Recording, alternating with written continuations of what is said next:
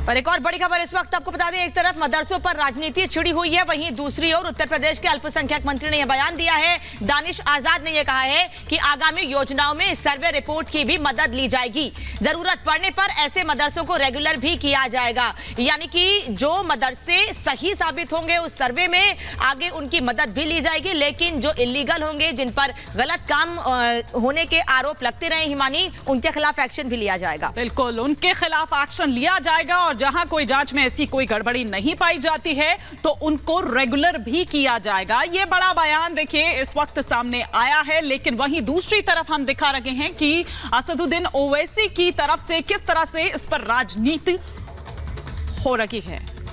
मृदुल और हमारे सहयोगी विवेक ने मंत्री दानिश आजाद से बात की है, सुनवाते हैं आपको।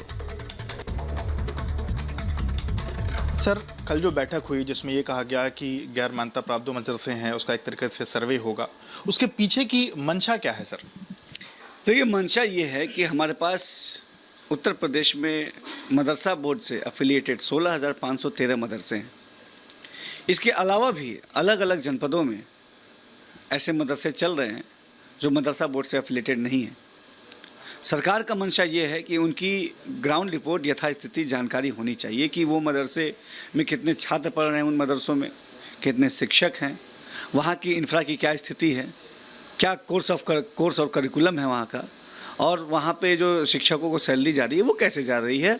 तो ये मंशा एक सर्वे है इस मंशे के साथ कि हमको यथास्थिति ग्राउंड की मालूम हो और कितने छात्र कहाँ पढ़ रहे हैं इसकी भी जानकारी सरकार के पास होनी ज़रूरी है, ताकि सरकार आगे कोई भी योजना बनाए तो उस योजना को इन तमाम चीज़ों के दृष्टिगत बनाए।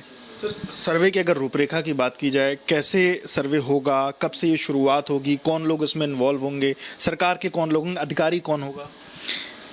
10 सितंबर से तक टीम गठित हो जाएगी। इस टीम में तहसील स्तर पे एसडीएम होंगे, डिस्ट्रिक्ट माइनॉरिटी ऑफिसर होंगे और बेसिक शिक्षा अधिकारी होंगे। ये अपनी रिपोर्ट अक्टूबर तक एडीएम के माध्यम से जिलाधिकारी को देंगे और जिलाधिकारी 25 अक्टूबर तक ये रिपोर्ट शासन को भेजेंगे। उस रिपोर्ट के आने के बाद शासन स्तर पर हम लोग बैठक करके उस सर्वे रिपोर्ट का जो हम लोग एनालाइज करेंगे और फिर आगे किस दिशा में काम करना है वो हम करेंगे। मंशा पॉजिटिव है, मंशा सकारात्मक है, मंशा मुस्लिम हमारे यूथ को प्रोग्रेस की तरफ, तरक्की की तरफ ले जाना है। कई ऐसे जो बॉर्डर एरियाज़ के मदरसे हैं वहाँ ये कहा जा रहा है कि उधर मदरसे लगातार बढ़ते जा रहे हैं, हालांकि वो गैर मान्यता प्राप्त मदरसे ही हैं, तो और वो भी कई बार कहा जाता है कि उनकी मंशा कुछ अलग है। तो क्या उस मंशा के अनुरूप अगर वो नहीं चल रहा है या उनकी कुछ और मंशा है तो उस पर भी कोई कार्रवाई हो?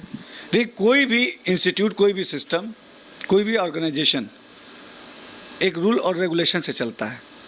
इसी तरीके से मदरसा एजुकेशन के लिए भी हमने प्रॉपर रूल रेगुलेशंस बनाए हैं और हम लगातार इन चीज़ों को सुनिश्चित कर रहे हैं कि सारे लोग इस रूल और रेगुलेशन को फॉलो करें और कहीं भी ऐसी कोई गड़बड़ी की ऐसा शिकायत आती है हम उसके ऊपर जांच करते हैं, कार्रवाई करते हैं और सबको हमने ये सख्त ताकीद दी है कि हम मदरसा बोर्ड अगर चल रहा है, मदरसा कोई भी चल रहा है, तो जो रूल एंड रेगुलेशन है उसको फॉलो करके चलना चाहिए। हमारा motive quality of education deliver करना है, इस मोटिव पे पूरी ईमानदारी से काम हो, ये हम सुनिश्चित कर रहे हैं।